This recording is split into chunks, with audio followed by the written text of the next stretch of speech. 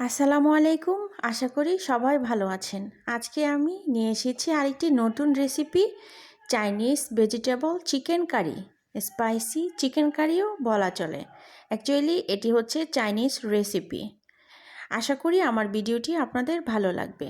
যারা আমার চ্যানেলটি সাবস্ক্রাইব করেননি, প্লিজ আমার চ্যানেলটি সাবস্ক্রাইব করবেন, পাশে থাকা বেল বাটনটি ক্লিক করবেন। তাহলে সবার আগে আমার ভিডিওটি আপনার কাছে পৌঁছে যাবে এবং লাইক, কমেন্ট, শেয়ার করতে ভুলবেন না। আর কথা না বাড়িয়ে চলুন দেখে আসি কিভাবে রেসিপিটি তৈরি করতে হয়।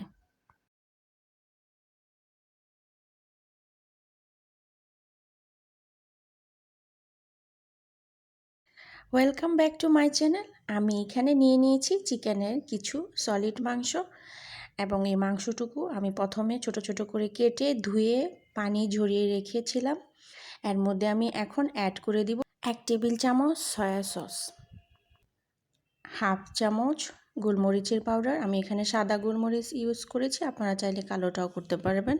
আর হাফ চামচ দিয়ে দিয়েছি টেস্টিং সল্ট, আমি এখানে 2 চামচ দিয়ে দিব মরিচের পাউডার। যেহেতু এটি স্পাইসি চিকেন কারি তাই আমি এখানে 2 চামচ দিয়ে দিয়েছি। আর স্বাদ মতো লবণ। আর এখানে 1 টেবিল চামচ আমি দিয়ে দিয়েছি কর্নফ্লাওয়ার, 1 টেবিল চামচ দিয়ে দিব ময়দা, 1 চামচ আদা বাটা, 1 চামচ রসুন বাটা দিয়ে আমি এগুলো সবগুলো একসাথে একটু মিলিয়ে নিব। তারপর আমি এখানে অ্যাড করে দিব 1 টেবিল চামচ টমেটো কেচাপ। তারপর আমি এগুলো ভালো করে আবার মিলিয়ে নিব। এখন আমি এর মধ্যে একটি বড় সাইজের ডিম অ্যাড করে দিব। দিয়ে আবার ভালো করে সবগুলো মিলিয়ে আমি ম্যারিনেট করে রেখে দিব প্রায় 10 মিনিটের মতো। এখন একটি বাটিতে আমি নিয়ে নেব 2 চামচের মতো কর্নফ্লাওয়ার। কর্নফ্লাওয়ারের মধ্যে আমি অল্প করে একটু পানি দিয়ে ভালো করে এটি মিলিয়ে রেখে দিব। চিকেনটা যখন রান্না হয়ে যাবে তখন আমি এটি চিকেনের মধ্যে মিলিয়ে দিব। চিকেনটা তখন একটু আঠালো একটা ভাব চলে আসবে এবং দেখতেও সুন্দর লাগে, একটির সাথে আরেকটি লেগে থাকে, তাই এটি ইউজ করব। এখন আমি কিছু সবজি কেটে নেব। এর মধ্যে আমি 3 টুকরার মতো দিয়ে দিয়েছি ব্রোকলি, একটি টমেটো এবং একটি পেঁয়াজ, আর দিয়ে দিয়েছি অর্ধেকটার মতো গাজর। সবজিটা যেন কখনোই মুরগির মাংস থেকে বেশি না হয় সেদিকে খেয়াল রাখতে হবে। এখানে আমি বেশ কিছু তেল দিয়ে এখন মুরগির ম্যারিনেট করা মাংসগুলো ভেজে নেব। চুলার তাপমাত্রা মিডিয়াম হিটে থাকবে এবং মুরগিগুলো উল্টিয়ে পাল্টিয়ে ভালো করে ভেজে নিতে হবে।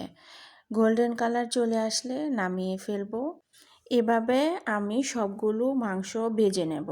আমার এখানে 2 ব্যাচ লেগেছে মাংসগুলো ভেজে নিতে। এখন একটি প্যানের মধ্যে আমি এই ভাজা তেল থেকে 1 টেবিল চামচ তেল দিয়ে দিব এবং এখানে রসুনের কুচিগুলো প্রথম দিয়েছি, তারপর আমি পেঁয়াজ দিয়ে দিব। এখন আমি এখানে সবগুলো সবজি দিয়ে দিব। সবজি দিয়ে একটু নেড়ে চেড়ে এর মধ্যে আমি 3টির মতো কাঁচামরিচ কুচি করে রেখেছিলাম, ওগুলো অ্যাড করে দিব।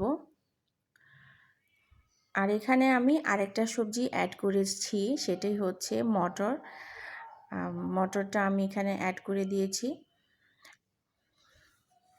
তো এখন আমি এগুলো সুন্দর করে একটু ভেজে নেব। 1 চামচ আদা অ্যাড করেছি, আদাটা দিয়ে এখন আর একটু নেড়ে চেড়ে সবজিগুলো সব একসাথে মিলিয়ে নেব যাতে আদাটার কাঁচা স্মেলটা না থাকে। তারপরে এর মধ্যে অ্যাড করে দিব আমি হাফ চামচের মতো টেস্টিং সল্ট, সামান্য কিছু লবণ আমি অ্যাড করে দিব সবজির উপরে,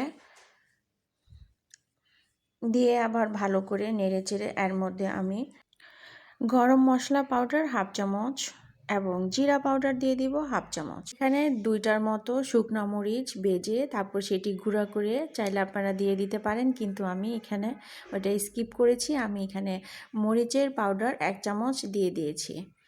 দিয়ে ভালো করে সবগুলো আবার একসাথে উল্টিয়ে পাল্টিয়ে আমি কিছুক্ষণ একটু ভেজে নেব।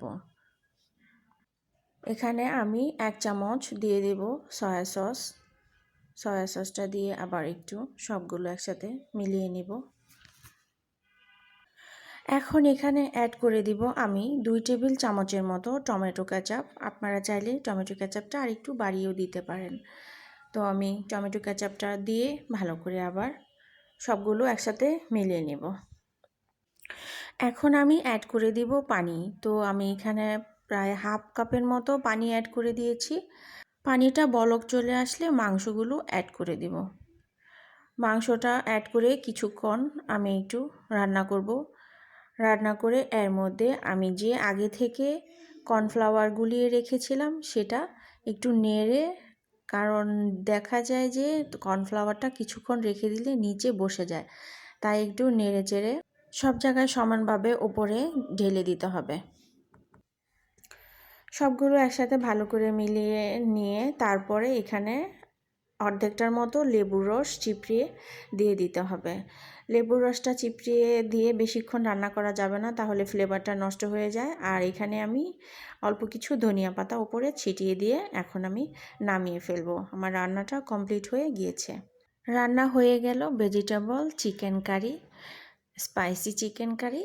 তো আশা করি আপনাদের ভিডিওটা ভালো লাগবে এবং উপকারে আসবে।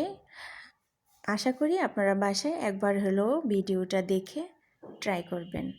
তো এভাবে আপনারা রান্না করে নিতে পারেন চাইনিজ ভেজিটেবল চিকেন কারি। আপনারা এতক্ষণ আমার সাথে থাকার জন্য আপনাদেরকে অনেক অনেক ধন্যবাদ। আজ এ পর্যন্তই। সবাই ভালো থাকবেন। আল্লাহ হাফেজ।